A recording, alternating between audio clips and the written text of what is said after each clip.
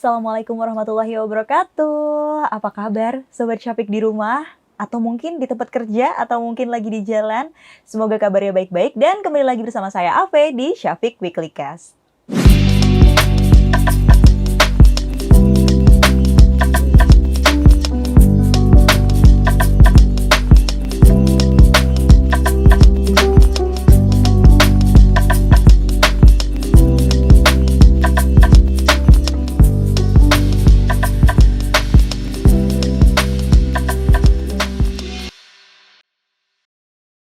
Dalam episode kali ini, saya ditemani oleh narasumber kita dengan Bapak Suhada. Selamat datang Bapak Suhada. Selamat sore. Selamat sore.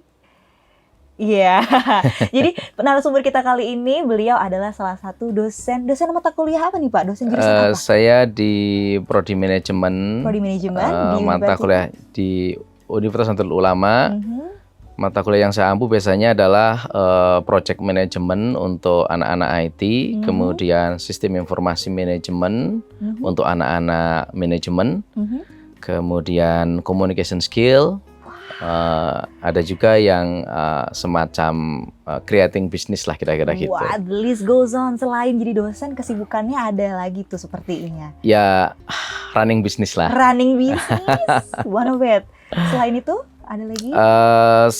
Saya juga aktif di beberapa lembaga. Saat ini saya sebagai anggota komite komisaris untuk manajemen risiko di PT Transportasi Jakarta.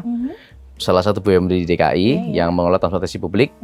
Saya juga ini masih ongoing juga aktif di kepanitiaan voluntary ya di pembangunan rumah sakit Indonesia di tepi barat Palestina di Hebron. Berarti memantau dari jarak jauh tuh Pak, karena jarak jauh. Kunjungan, kita pernah kunjungan, ini Februari rencana kunjungan lagi ke sana untuk groundbreaking, peletakan batu pertama dan juga memastikan schedule pembangunan. Wow, dan kalau misalnya kita dari long list tadi, ada yang membangun bisnis sendiri, ada yang kemudian banyak di publik. Tapi yang tadi saya menarik adalah ada project management dan kemudian ada bisnis tuh. Wah, jadi kepada Sobat Syafiq yang di rumah itu tuh hari ini kita akan membahas soal bisnis sama yang orang yang nggak hanya memantau atau mensupervisi tapi juga membangun bisnis, bukan begitu Bapak? Iya.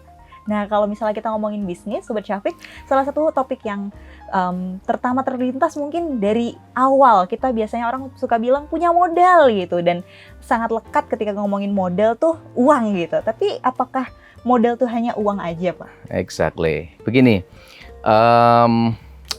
kalau kita sih modal itu kan capital ya. Capital itu kan ada namanya financial capital, ada namanya social capital. Atau modal yang uang yang non financial ya, non financial ya, non financial ya. Yang nggak keuangan. Nah, orang menganggap bahwa memulai bisnis itu satu-satunya harus punya modal. Modal dalam bentuk uang. Ya, cash on hand kira-kira begitu ada kan. Ada duit tunai gitu dipegang, saya punya 10 juta. Aku mau bisnis nih. Lo bisa nggak modalin? Aku bisa tuh bisnis, padahal enggak. Saya mencoba mencari bisnis yang pas itu butuh proses. Dan saya waktu itu memulai dengan 2 bisnis bersamaan. Jadi yang satu saya kasih modal 150 juta. Fully capital, tapi saya tidak in charge dan itu bukan kompetensi saya. Oke, berarti benar-benar mencoba sesuatu yang baru gitu ya? Sesuatu yang baru, saya hire tenaga, saya punya karyawan banyak. Dan saya memulai satu bisnis lagi yang hanya modalnya only 3 juta, tahun 2011. Itu perbandingannya luar biasa ya, satu 150 juta, yang satu 3 juta. Tapi untuk yang 3 juta ini memang di bidang yang Bapak? Ya, yang 3 juta ini di bidang yang saya geluti, di bidang konsultan dan software house ya, IT lah kira-kira begitu. Yang satu itu mendekati furniture, mulai penebangan, pengolahan, sampai membuat produk jadi dan jual. Yang ini saya kasih 150, 3 tahun habis. Duitnya hilang dan ya habis. Yang 3 juta, 3 tahun kemudian sudah melebihi dari modal yang habis itu. Wow. Berarti yang satunya tutup tuh Pak, for good. Tutup, ya. sebuah pembelajaran yang lumayan mahal ya Pak, 150 Iyalah, juta ya. lumayan mahal. Ya wong di tengah-tengah yang tidak punya uang kira-kira Iya. begitu. Tapi yang satunya kemudian menjadi pelajaran yang sangat berharga juga karena dia growth as a business. Iya. Jadi makanya itu jadi ada modal non financial ini. Jadi yang namanya orang bisnis itu bukan hanya modal uang atau bahkan modal uang itu hanya sekian kecil sekali. Tapi kompetensi, kemudian network, ya. Jadi network yang kita miliki, kompetensi itu jauh lebih berarti daripada modal uang.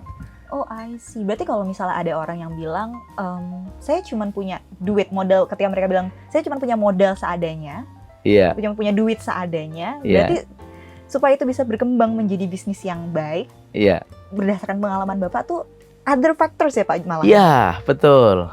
Exactly. Jadi untuk menemukan satu bisnis itu memang butuh proses ya. Jadi ya prosesnya lama itu. Nyoba 1, 2, ya akhirnya ketemu ini bidang saya. Kira-kira begitu. Kalau bahasa orang Chinese ini hoki lah kira-kira gitu. Hokinya di situ. Jadi hampir tidak bisa diajarkan secara pasti. Jadi hanya bisa di-trigger, dikasih stimulan, nanti pebisnis itu sendiri akan mencari mana yang paling pas untuk dia. Begitu. Ya. Tapi kalau misalnya untuk orang-orang yang modal terbatas dan ini berarti kita ngomongin nggak hanya keuangan tapi juga memang dengan networknya juga masih terbatas gitu.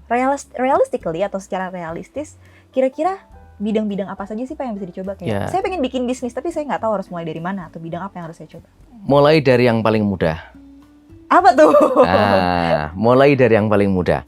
Saya itu sejak kecil itu suka bisnis yang paling kecil itu adalah berdagang. Itu yang paling kecil. Produk punya orang, kita jualin. Kira-kira begitu ya. Jadi perantara ya? Jadi perantara. Jadi kalau sebelum era yang keren sekarang ya, zaman dulu itu saya setiap sekolah itu, waktu SD berangkat sekolah, saya di rumah ada jambu, saya petik, kemudian saya jual di sekolah. Sebelum masuk sekolah udah laku semua. Itu kira-kira begitu. Itu latihan saya untuk berbisnis. Kemudian waktu libur hari Sabtu, hari Minggu gitu, saya ikut bapak saya di sekitar pasar. Saya nyari biasanya petani itu kalau sore bawa hasil bumi kelapa gitu dibawa, kemudian saya ikut beli dapat berapa nanti dikalkulasi, kamu negosiasi sendiri. Nanti ditaksir sama bapak saya, itu masuk nggak harganya? Dapat harga bagus nggak negosiasinya dengan penjual? Itu di price, nanti dibeli lagi, oh kamu masih laba sekian. Itu latihannya kira seperti itu. Sampai usil-usilnya itu kalau musim Ramadan itu, ini agak usil ya. Jadi agak usil ini.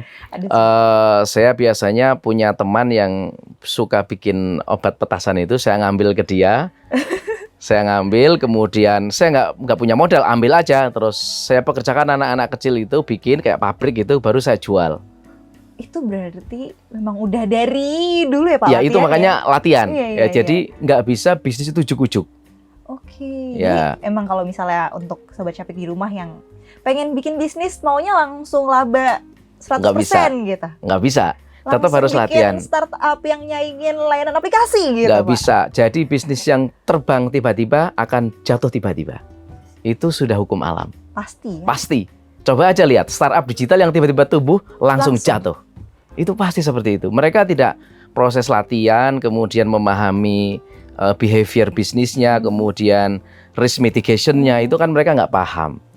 Ya, maka bisnis yang paling mudah apa? Jualan dulu. Kalau sekarang ada dropshipper, ya kan? Yang kekinian dropshipper kan? Lewat atau yang gitu. ya kan, lewat marketplace kita juga bisa jual, atau mungkin yang sederhana just tip lah ya. Iya. Jasa titipan. Itu untuk mengolah kita, melatih mindset kita. Oh, ini bisnis nih. Karena kalau nggak terbiasa gimana? Ya nggak terbiasa bisnis itu mungkin punya barang dijual nggak laku, dikasih sama orang. Dikasih aja kan gitu. Udahlah kamu kasih aja gitu. Itu kan nggak, ya karena dia belum punya bisnis mindsetnya belum jadi. Pengalamannya belum cukup untuk kayak, oh ternyata bisnis tuh nggak bisa langsung jadi. Nggak bisa, ya. Ya dari situ saya banyak belajar. Saya kan sejak kuliah itu kan harus cari uang sendiri. Ya, jadi sambil kerja waktu itu, jadi kuliah di UGM, Saya sempat menjadi ketua himpunan mahasiswa gitu. Terus setelah itu sempat jadi ketua senat periode 2021-2002 kalau nggak salah, senat universitas. Terus saya sambil kerja di Kamar Dagang dan Industri karena harus menghidupi diri sendiri pada waktu. Nah dari situ saya deploy pelatihan macam-macam, itu juga termasuk akumulasi proses belajar. Skill soft skill ya Pak ya? Oh ya, tentu. Jadi kemampuan negosiasi, kemampuan menawar, mempackage, mengkomunikasikan itu skill set yang harus ya gitu sampai melihat peluang yang pas itu mana. Kuncinya itu harus ada inovasi. Jadi ketika bisnis itu sudah mulai menurun, ya kita harus create produk baru atau pendekatan baru dalam memasarkan produk. Itu pastilah.